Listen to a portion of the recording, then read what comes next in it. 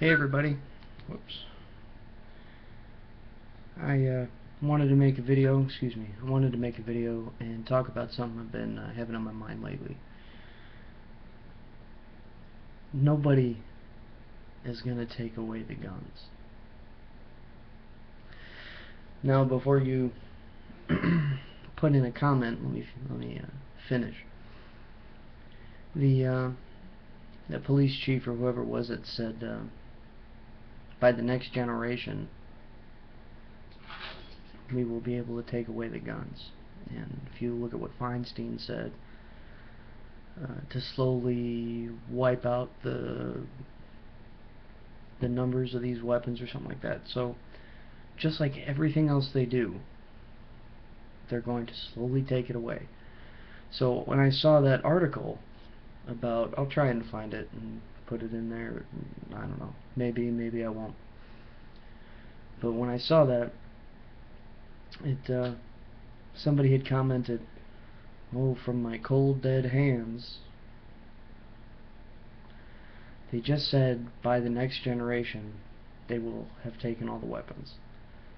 So you can feel all tough when you comment online and you're a big bad Billy badass, but you're missing the point. Nobody's taking the guns. Now, the second point I wanted to make here was these sheriffs, they're politicians too, and they have this really cool re-election strategy. And well, we're standing strong for the Constitution, and we will not confiscate anybody's firearms or implement any unconstitutional executive orders. Well, the NICS system is unconstitutional. You're still allowing that? Now, before I get into that, what's actually going to happen is they're not going to take away the guns. They're going to restrict your access and call you mentally unstable. What's your sheriff going to do about that? Now here's this one here. This is something a friend of mine, Darren Wilburn, put on Facebook. He put on a few of these, but this is the one that I wanted to bring up. Now this is kind of lengthy and I do have to read it, so I'll try and sum it up as best I can here. You're driving in your car and you see blue lights behind you. Look down, notice that you're exceeding the speed limit. So you pull over. Officer also pulls over, exits his vehicle, approaches and makes a routine request for a driver's license, registration, and proof of insurance. While retrieving these documents, you also perform the courtesy of letting the officer know that you are armed. In Texas, it's not required, but most states you have to declare that you are carrying a firearm, which is retarded. Hand your concealed carry permit along with the other requested items. The officer steps back, places his hand on the grip of his sidearm, and asks you to exit the vehicle. You comply with full confidence. After all, you are a law-abiding citizen. The officer states in a very calm and reassuring tone that he is required by law to retrieve your weapon from your person during any interaction, and that he will return it to you when he's done talking to you. Also requirement in most states. I'm not going to get into that right now. That's another video. Let's see here. And he carefully reaches into your holster, removes your firearm. At this point, your gun has technically been seized. Under presidential order, executive order, the officer must conduct a full federal background check in order to return your firearm to you. You are not concerned because you're a good citizen. After being issued the ticket for speeding, the officer explains that the National Database information concerning your background check has revealed that based on your combat experience and interaction with the VA, you have been placed on a list by the Attorney General's office, who now has the authority to decide who can have guns and who cannot. What are you doing about that, Sheriff? You have been determined by the Attorney General's office as a category of individual that has been eliminated as eligible for firearms possession. Wait a minute, I have a carry permit. I gave it to you. The officer explains that the state's database are not as fast as federal ones when it comes to catching this kind of violation. But good news is he isn't required to arrest you because you haven't been notified yet. From here, now this is Darren's words. From here, what you can do is up to you. You can argue, won't work. You can swear, call the officer's name, get you locked up. You can try and retrieve your firearm, get you shot. Or you can be a good little boy, take your ticket, nod and go your way, with your tail between your legs. Now he's got a few other ones, and they're all identical. There was one, a lady's having problems with her marriage or whatever. There's arguing and everything else, and she's so mad and everything, so she goes see a therapist, and the therapist, psychologists, psychiatrists are now required to report shit. So one day, hi, your therapist said that you're angry and prone to violent tendencies, things like that. And if the psychologist or psychiatrist doesn't report this stuff, he or she gets in trouble. So now you're going to have psychiatrists running around calling everybody crazy and unfit because they don't want to get in trouble. And you're going to get that knock on the door. Hey, your psychologist said that you might be going crazy, so we're going to come take your stuff, okay? What's your sheriff going to do about that? You want to ask your sheriff some real questions? Ask him what he's going to do about stuff that will actually happen. Gun confiscation? Yes, it's happened before. In Katrina. After Katrina. In New Orleans. To my knowledge, what was it, a unit from Utah or Idaho? The whole unit said no, and they didn't really face any repercussions. But that, I probably shouldn't laugh, but we've all seen that video of that really stern-looking National Guardsman who'd rather be in Afghanistan. Hate to think about what you're gonna have to do the minute somebody pops around that corner. You mean shoot an American? Yeah. Please.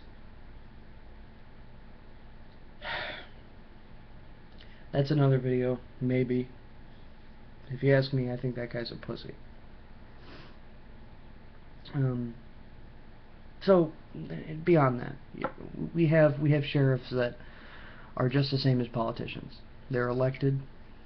They pander and they do their politicking.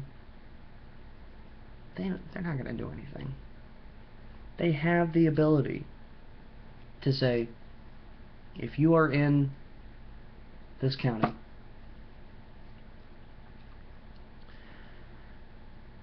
you want to go buy a gun? No NICS checks. No, for whatever certain states, no waiting periods. No requirements for licensing of carry. No, let's see, 8 minutes. Okay, I got some time to go into that. The sheriff has the ability to do all that. They won't. They'll say that, oh, we're not gonna confiscate your guns. Well, no shit, nobody's confiscating the guns. That's a death warrant. Especially in Texas. Now, my issue with concealed carry is pretty simple. Well, not concealed carry licensing. Pretty simple. Now, they say that these states are shall issue, but that doesn't make sense. If it was shall issue, everybody would have one, right? No, see, you have to go take a class, spend whatever X amount of hours or days in a classroom learning about stuff, which isn't bad, I guess. We'll talk about that later, but and then you have to go to the range and you have to shoot to get however many points or whatever on the targets, and then you have to go to the sheriff with your hat in your hands. Mr. Sheriff, look, I did good. I shot the targets, and And I know I did good in the class. Can I carry my gun? Excuse me, but I'm a grown-ass man. I don't feel that Americans need to ask our employees for permission to carry firearms. Am I the only one who thinks this? I was talking to somebody at work about this. I said, man, I'm going to march into that office. I'm going to march into the owner's office. I'm going to say, give me that raise. And then I'm going to march right back out. And if I don't get a raise, what am I going to do? Because, see, the Congress can vote themselves for raises. So they're marching into their owners' offices, or their managers' offices, and saying, give me money for a raise. And if you don't, I'm going to stick the IRS on you. How does... We were continually being disenfranchised by this government. State, local, and federal. And now with the growing interference into our sovereignty by the United Nations international government. And this continued disenfranchisement and, quite frankly, racketeering, extortion, it's people are either getting pissed off about it, or they are cowering in fear, or they are giving up. And I get all the time, well, Ryan, what do you want me to do? What can I do? Like a cop-out. It's a cop-out. Like I don't have an answer. And you know what? I don't. I personally have no idea what we can do. But I do know that the first thing is to get a little pissed off. To understand how horrible this is. I'm at a loss of words lately. I have not had anything to say. Because everything is flipped around. I feel like I'm living in the Twilight Zone. They were talking on the FM radio this morning. Not this morning, yesterday morning. On my way to work. They were talking about getting ready for gun confiscations and how they weren't going to give up their guns. And every single caller said, they're not getting mine, they can come and try it. On a nationally syndicated FM radio station. Not Alex Jones. A very popular talk show.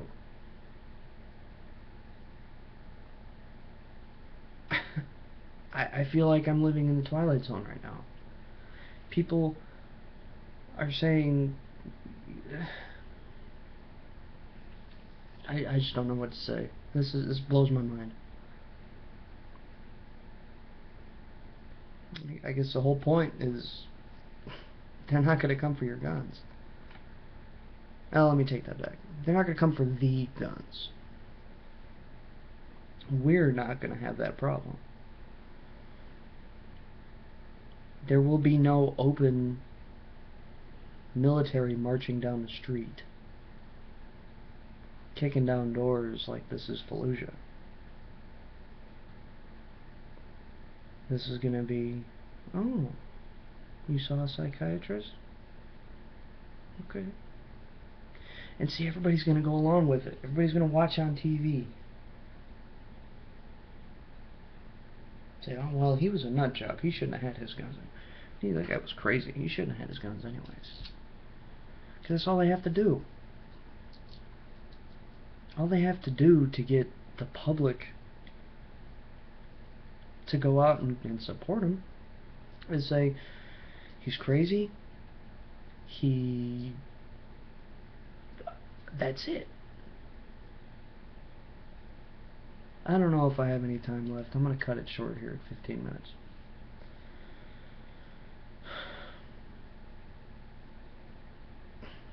Stay safe out there, people.